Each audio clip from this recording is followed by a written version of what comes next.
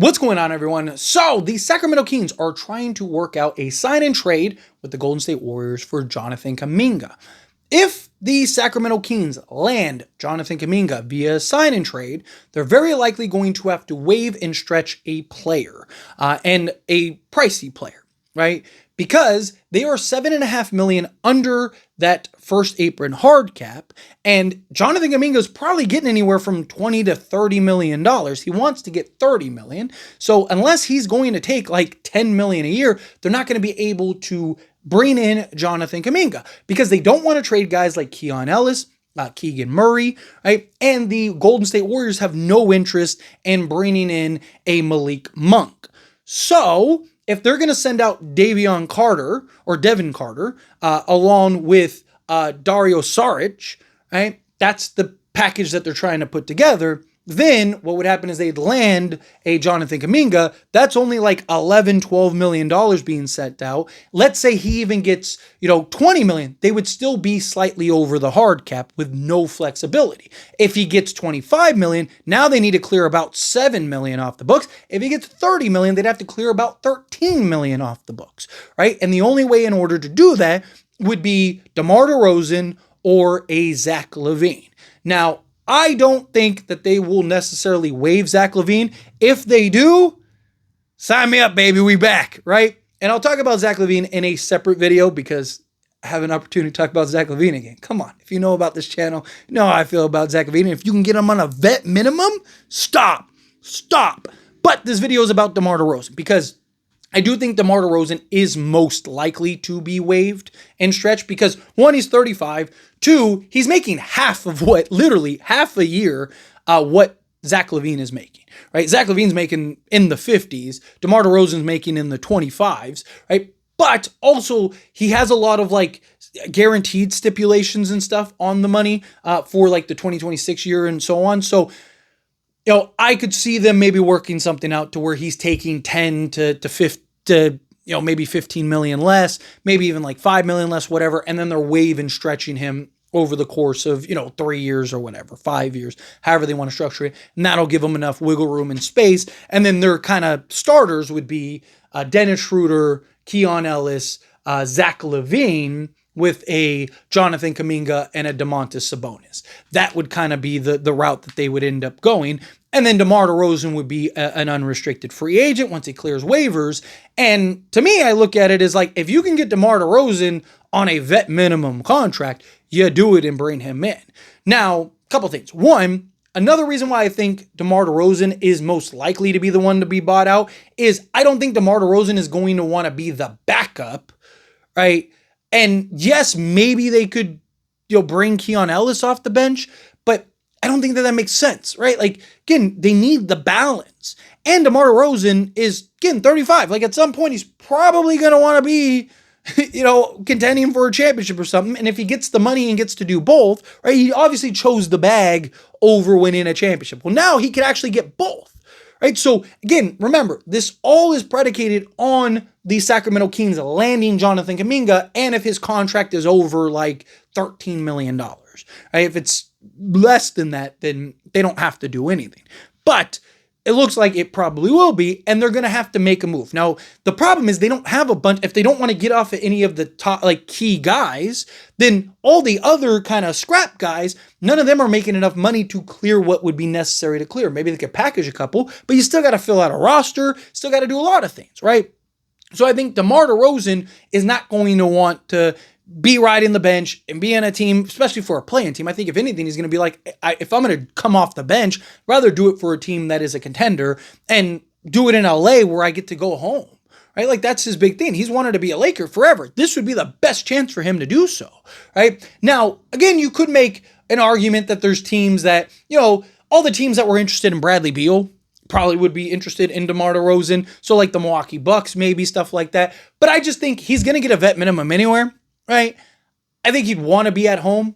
Right? Now, you could argue, okay, well, he could start in Milwaukee or maybe even a Golden State or something like that.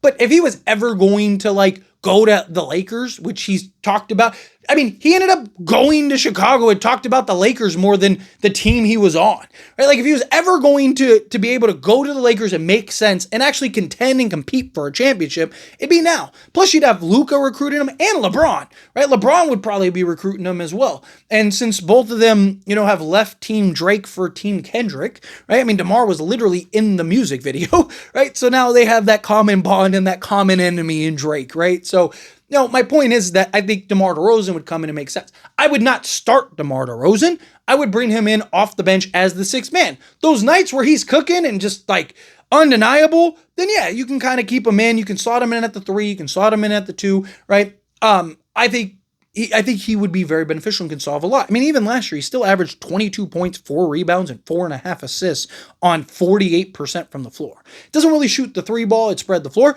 But you look at the renaissance in the mid-range, which is something that I just want to say I've talked about for years. Pat myself on the back a little bit for a moment. I've talked about how important the mid-range is. DeMar Derozan would be huge for that. Got playoff experience, right? Guy that can, win you games, win you playoff games, all of that. I also do think he would give you some Austin Reeves insurance, right? To where if you wanted to trade Austin Reeves or look to trade Austin Reeves, I still wouldn't trade Austin Reeves to bring DeMar in as your starting 2. I mean, Luka Doncic and Austin Reeves are terrible as a backcourt defensive unit.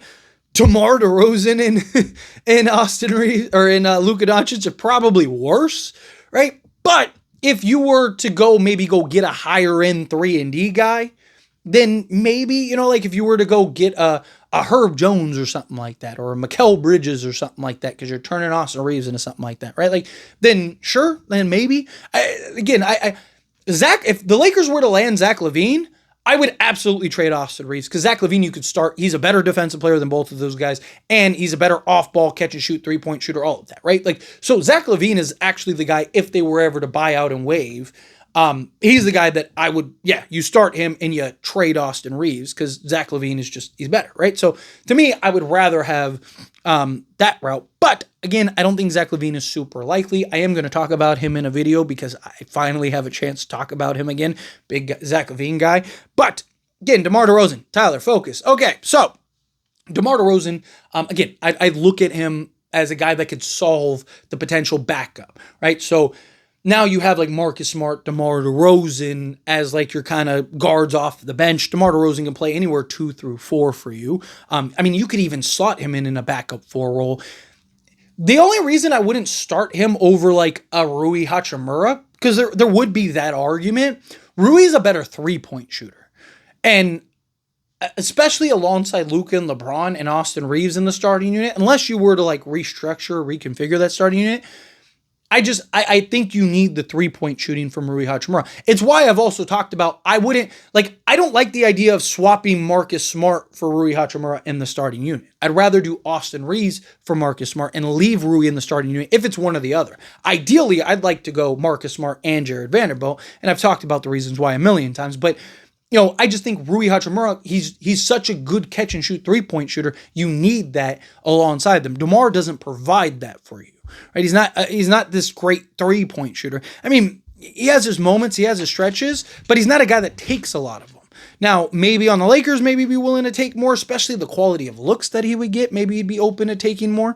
But that's why I wouldn't start him. I would prefer to bring DeMar DeRozan off the bench in that 6-man role, and you can slot him wherever you need, right? Slot him at the 3, slot him at the 2, slot him at the 4. And the beauty of him being able to play so many different positions, you could basically plug him in for whoever you need. Or if a guy gets the night, like LeBron gets the night off, you just slide him or slide Rui to the 4 and then DeMar to the 3 or vice versa. Plug, DeMar at the 4. If Reeves gets the night off, right? Boom, you plug DeMar DeRozan. If Luka gets the night off, slide Reeves to the point, DeMar at the 2. If Rui gets the night off, slide DeMar to the 3, right? Like DeMar's ability to play 3 different positions, I think really helps if a guy gets the night off. And he's a guy that I think could win you some games over the course of a regular season, kind of help him be, and again, he'd be a vet minimum. It'd be such a low risk, high reward move. You'd be foolish not to take it. But what did he do? Well, last year between Sacramento or full season of Sacramento, forgot he wasn't trying. I'm thinking of Zach LaVine. I'm excited to talk about Zach LaVine again. But last year, and here's another thing, he plays. That's the other key, right? You look at the last handful of seasons, 76 games, 74 games, 79 games, 77 games. And even the bad year was with San Antonio. He played 61 games, right? The fewest games he's ever played in a season was those 61 games, his final year in San Antonio. So Sacramento last year, 77 games played, 36 minutes per game. 17 field goal attempts, 47.7%. He shot 33% on 3-point attempts. Not a 3-point shooter by any stretch of the imagination. 2-point range, though, 51.3% on 13.7 attempts. He's still one of the most efficient mid-range shooters in all of basketball. 51% EFG. 85.7% from the free throw line on 5.7 attempts, 4 rebounds, 4.5 assists, a steal, half a block, and 22.2 points per game. Bring him in. If you can sign him, sign me up. Bring him in. Make it happen. I think it's worth it. I think it's worth taking a look at Demar Derozan. I think it makes sense to sign him on a vet minimum. But let me know your thoughts and opinions down in the comments. That being said, if you haven't liked this video, hit that like button. Helps me out. Helps me enjoy these types of videos, and I truly appreciate it. Not subscribe channel, hit that subscribe button. Turn on the bell notifications. Appreciate y'all. See you in the next one. Thank you.